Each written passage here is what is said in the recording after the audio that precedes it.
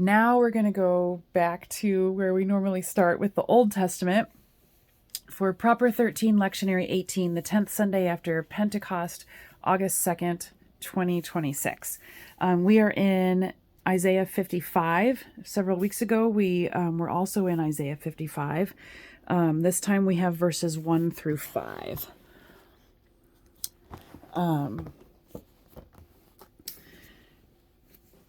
It says, "Ho, everyone who thirsts, come to the waters, and you who have no money, come, buy and eat. Come, buy wine and milk without money and without cost." That sounds pretty good, doesn't it? Get everything that you need without needing to offer something like money in exchange. How is that possible? Well, because God gives us everything that we need. He is everything that we need. Remember over in the gospel, he fed them all and they were satisfied. What he offers is all of what we need. There aren't things that he doesn't offer that we need. There is nothing outside of his realm that he wants for us to have that we're going to be without if we don't have. He says, "Why do you spend your money for what is not bread and your wages for what does not satisfy?" This is so hard for us in 21st century America because most of us have a lot of money. And I don't mean I'm rich or you're rich or whatever, but just many, many things are available. It's not like previous times of human history.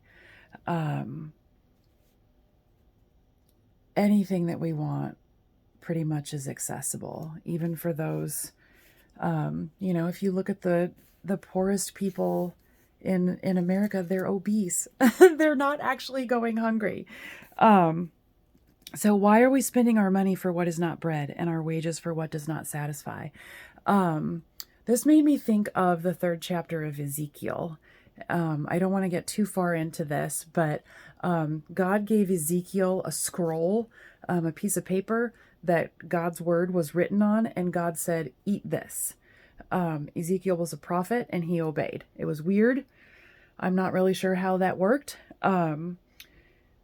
Jesus told his disciples, "I have food that you don't know anything about."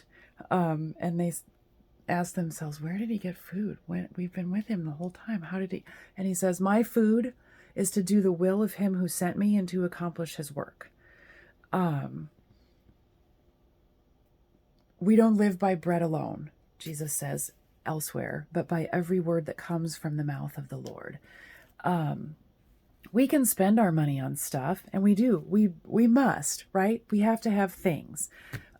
Food, shelter, clothing, education, stuff. But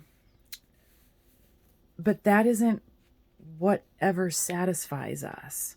What satisfies us is him, himself, his word, obedience to him, fulfilling the purpose for which he created us. We look around and we see people who don't seem to have a purpose. They go through life, they go to their job, maybe they have a family, they come home, they do the things, they go out and they come in, they use their money for transactional purposes, they acquire and accumulate things, they have certain amounts of authority or influence in whatever sphere, or they don't. And they just don't really seem like they have a purpose. What's your life about? What are you doing? What gives you joy? What brings you fulfillment? What keeps you going? Where's the source of your hope? People who don't have those things, we all know them. It's because they are missing the one thing that makes all of the other things fall away, and that's Jesus. As the source of authority in our lives, he gets to tell us, this is what I want you to do, and when and how. And until we accept that authority, we're going to keep looking. We're going to keep spending our money for what is not bread and our wages for what does not satisfy. This is how hoarding works, right? People have a hole or a void, and they try to fill it with stuff. This is how addiction works. People have a hole or a void, and they try to fill it with substances. That hole is shaped like Jesus, and that's on purpose, because he is the only thing that is ever going to be worthy and the only thing that is ever going to satisfy us. And so he says, y'all come. You don't have to bring anything. I'm going to give you everything that you need. Everything that you do have, for those of you who have, already comes from me anyway. Give it back to me. Bring it to me. And I'm going to bless it and break it open so that you can give it to others. And in that way, the kingdom grows. The rest of verse 2, listen carefully to me and eat what is good. Don't be chasing after stuff that isn't of him, that he doesn't want you to have. He has the authority to tell us, no, not that, or no, not now, or not yet, or not ever. He has the authority. Why? Because of who he is, where he came from, and what he did on our behalf. He says, listen, eat what's good, like his word, like his commands. They're for our life. They're not to cause us to feel like we're constrained or to be a drag. Delight yourself in abundance. He has come that we might have life and have it abundantly, not just enough to barely squeak by. Abundance. There were 12 baskets of food over in the Matthew chapter 14 reading left over. It wasn't like, ooh, they just barely had enough. And some people kind of had to, let others have the larger slice. No, everybody ate and was satisfied, and there was left over. Why? Because he delights in abundance. He wants to give us more.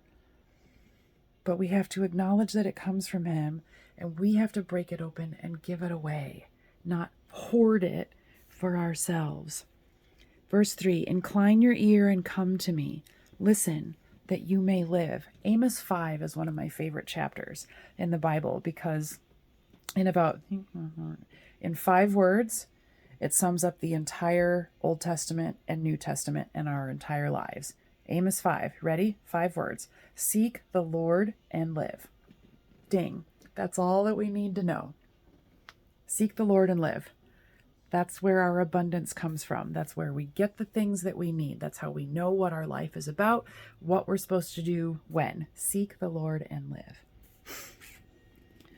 And I will make an everlasting covenant with you. This ties into what we looked at in the Romans. The covenant was established with Abraham, Isaac, Jacob, Noah, David, the Jewish people. And that covenant is everlasting. It is the Jewish people who have rejected the fulfillment of the covenant in accepting Jesus as the Messiah. The covenant still remains. It's just that Christians are now the ones who are part of it and grafted in and receiving the blessings. But the covenant doesn't cease. It's just that it's shifted from the Jews to the Christians. So this promise is faithful. It's true. According to the faithful mercies shown to David. Behold, I have made him, David, a witness to the peoples, a leader and commander for the peoples. David had authority as God's anointed king and chosen leader. The people listened to him. David spoke with authority. Jesus, David's greater son, spoke with authority, and people listened to him. There's a continuity there.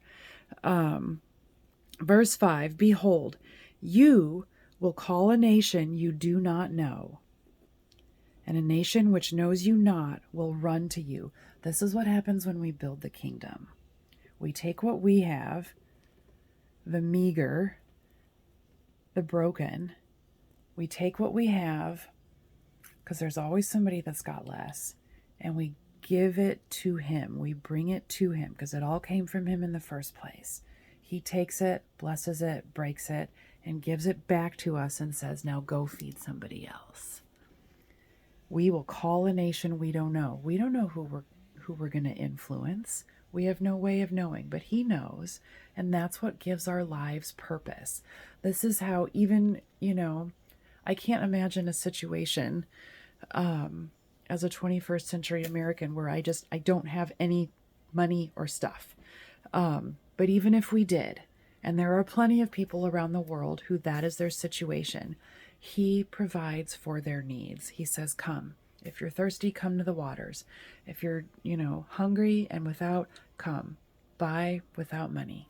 I'm going to give you everything that you need. Why? Because he is the food.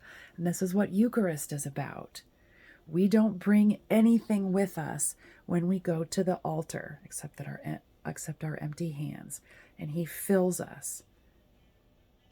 And we put him in our mouths and in our bodies. And that feeds us, that satisfies us, that gives us abundance every single week that we wouldn't have without him. How? I don't know. It's a mystery. I don't get it. It far exceeds my ability to comprehend, understand, or discuss. We'll figure it out in heaven. I just know that it does. So how does this happen? How does the kingdom grow? Because of the Lord your God, even the Holy One of Israel. The work isn't ours. The heavy lifting isn't ours. Several weeks ago in Matthew 6, he said, yoke to me, and I'm going to do all the things. I know you can't. Just yoke to me. I'm going to be the one who pulls the hardest. Receive the benefit of being my disciple. The Lord your God, even the Holy One of Israel, for he has glorified you. All glory that we have, all fulfillment of our purpose, all obedience of him gives glory to him. And it's our glory to glorify him. That's our highest calling and our highest purpose. I love these readings. I thought the readings this week were absolutely phenomenal. Let's go look at the psalm super quick.